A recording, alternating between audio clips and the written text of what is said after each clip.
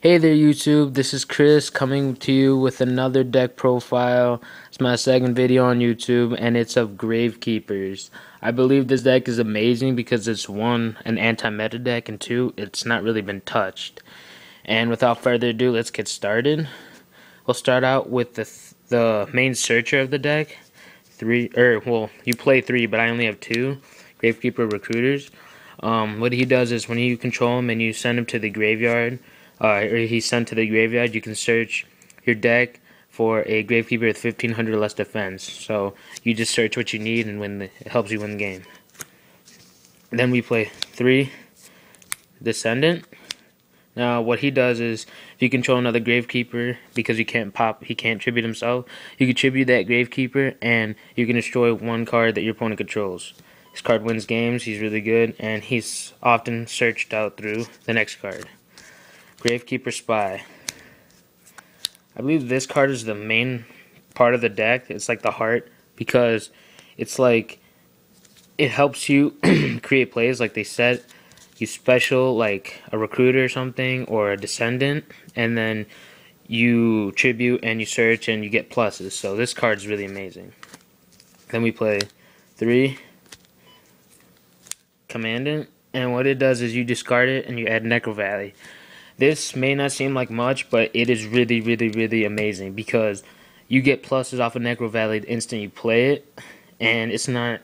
Necro Valley gives much control and an early lead to the deck, which it slowly gives you an advantage. So this is why I designed to play this deck, because this and Necro Valley. Now on top of that, I tech 1 Malefic Stardust, protect my Necro Valley when I need it the most. It does help me win against Dark Worlds because they can't destroy it unless they kill it or they actually do play their gates. But I know, I like it, so I tech 1 Thunder King. Sometimes this deck you don't draw in a Spy or a Recruiter and you just draw him to command it. So I just leave. He's my floater. You know, he does kind of stop my deck from searching, but I leave him on the field until he's gone and then go crazy. I go off, so he's really good. And then we play 1 Assailant. I had to choose another Gravekeeper. I was either 2 guard or 2 Assailant. I chose 1 of each because he can switch battle positions, which means Raper, or Reaper if you will, is viable to getting attack, and you inflict damage with Necro Valley, so it's 17, you poke 17. Or you can change the battle position of big defense monsters and hit them in attack and get rid of it. So, and then 1 guard bounces XYZ and Synchro. This card does win games because, you know, you set it, they attack into it, it survives most of the time because it's 24 defense with Necro Valley, and you send it and attack 15, or you pop it with the Descendant and you win. So that's it for the monsters. Go for the spells. Right now we have Necro Valley. We play 3. This card is the reason why I designed to play this like deck, because it stops the meta. Heroes, stops Dark Worlds from special summoning, and it does stop a couple other decks that I played that like windups. It kind of does because they can't use rats effects, so it's, you know, it's really helpful, and it does help with this deck. So then we play 2 MST. I thought 3 was dead, and I thought, because I pop with Descendant anyway, so I thought 2 MST is fine, and it does work out fine. We play the best spell of the deck besides Necro Valley, Royal Tribute. It says goodbye windups or anything that you know, wins with card advantage or monster advantage. So it does. I side these out definitely against Dark Worlds and other decks like that require cards to be in the grave and stuff like that. But this card's really good overall. I decided to play 2 Stealth. I played 1. I thought when I needed it the most, I didn't have it, so I played it 2, and it does really help because you do recycle recruiters and spies, would then get you into your next plays to hopefully win the game. Duality, because it's at 2, and because you do need consistency in this deck in order to make it good.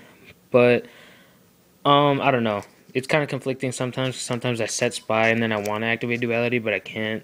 But I do set Spy first, so I guess it's okay.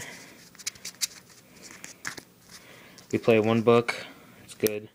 One mind control. I do mind control tuner sometimes because I only play two synchros, but I do mind control. Plus, I play Valor on the side, so.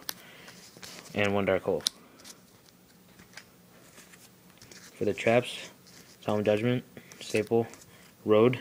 People are scared because it's a trap heavy deck. People are scared to heavy, and I love it because it's like you set it, you like heavy, and then you're gonna be like that, and then you'll be like either you're gonna waste a warning, or they're going to let it go and you get a free Stardust. So Mirror Force 2's not necessary. Warning, I only played one because I do take damage a lot when I overextend, and I felt that y'all only needed one so I can have space for a second bottomless. We play 2 bottomless. Gets rid of a lot of problematic cards, Grapha, Alias, Strato, stuff like that. And yeah, then we play 2 Compulse. Good card, sends back a lot of good stuff. Disrupts a lot of plays. It's offensive and defensive, makes it really good. Double Torrential. I just felt that if I face like overextending decks like 6 hands and windups, I need this card and it works out fine. And then we play 2 Phoenix Chain. Stops a lot of going off crazy effects like Tour Guide and stuff like that. So now we go for the side deck. Play 1 Valor. I don't really need it because I play the chains, but it's helpful when I side it. Another Thunder King, for when the deck I'm facing searches way too fast and I need to slow them down. For Geargias and for those Dragons players, I do side into Electric Virus. I get killed by Chaos Dragons and stuff like that. Fossil Dino, just good overall card to stop special summoning and kind of leave a monster there to hang. So I side in 3rd Phoenix Chain, a Chain Disc for those stupid windups, a Royal Decree. I know it's a trap heavy deck, but I still play this card. I don't know why. Sometimes I side in my other bad traps, not bad traps, but useless traps, like sometimes Starlight and other things, and I play it. 2 Rivalry. It's actually kind of funny. It does win me games just because windups you have to choose a type, so it's like you can't Shark Magician anymore.